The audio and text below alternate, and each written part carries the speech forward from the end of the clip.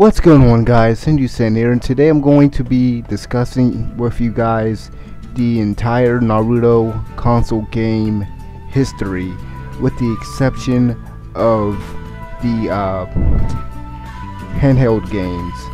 Honestly, they're not console games, so yeah, with the exception of the handheld games. However, I will actually mention two handheld games just for a point of reference, because I kind of need to in order to cover the entire history, so I will mention two. But this is going to be sort of like a pilot for this retrospective series. So basically I'm going to see how the reception is on this video, and if you guys want to see more, you guys gotta like the video.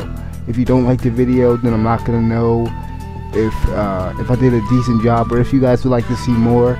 So like the video. If I don't get at least 5 to 10 likes on this thing, I'm just gonna go ahead and squash it. And the reason is because it's a lot of research and stuff that actually I had to do beforehand, so that I can make sure all the information was correct and everything.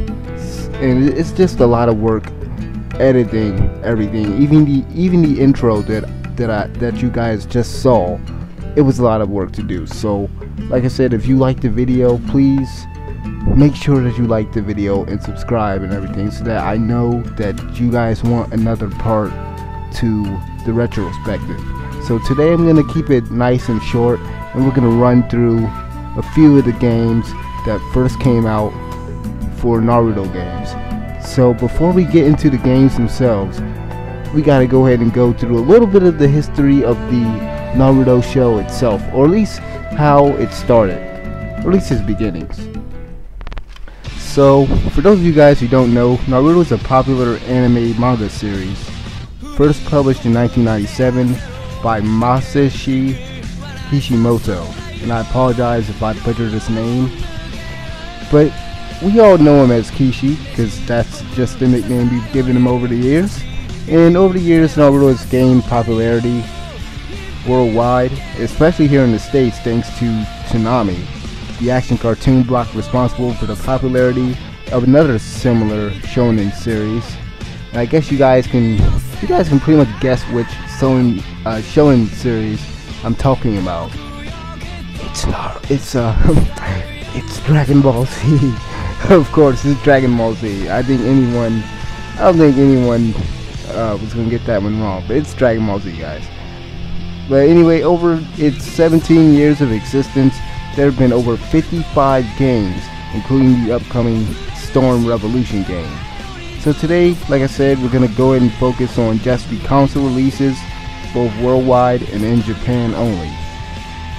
But before I can talk about those console releases, I need to actually tell you guys about the first game which was released on a handheld system that was only in Japan, and it was called the Wonder Swan Color. So Naruto Konoha Ninpocho was released in Japan on March 27th, 2003 on the Wonder Swan Color. It was a tactical style RPG in the vein of games like Final Fantasy Tactics or Fire Emblem. A similar game with the same graphics and sprites was released in the same year on the Game Boy Advance with the similar title, Naruto Konoha Senkai, or Naruto Tree Leaf Military History. As it's that's the translated name. The translated name is Tree Leaf Military History. So the game covers the first 70 episodes of the Naruto series, from the Land of Waves arc to the Chunin exams. Similar to the Konoha Ninpocho game, this was a tactical RPG where the character could create clones to be used as decoys, create full body clones for a combination attack, and even transform and take the appearance of another character to trick the opponent. Now this seems like a type of game that I probably would have loved to play, but unfortunately it was only released in Japan. Now the game included over 23 playable characters, including Kishimoto. Kishimoto himself was in the game as a hidden character, So that's kind of cool. I would actually love to see him put himself in the Storm games. I bet he'd be the most OP character in the game. But yeah. Both games, as previously stated, were released in Japan only. Now in the same year, on June 26, Naruto Ninja Village Jintori Battle was released on the PS1. That's right, there was a Naruto game on the PS1. There's a Naruto game on the PS1. The first console Naruto game was in essence a board game. From what I can gather, the objective was to infiltrate the opponent's home base. The game was set at the beginning of the series at the Land of Waves arc and included 9 playable characters, including Mitsuki and Konohamaru.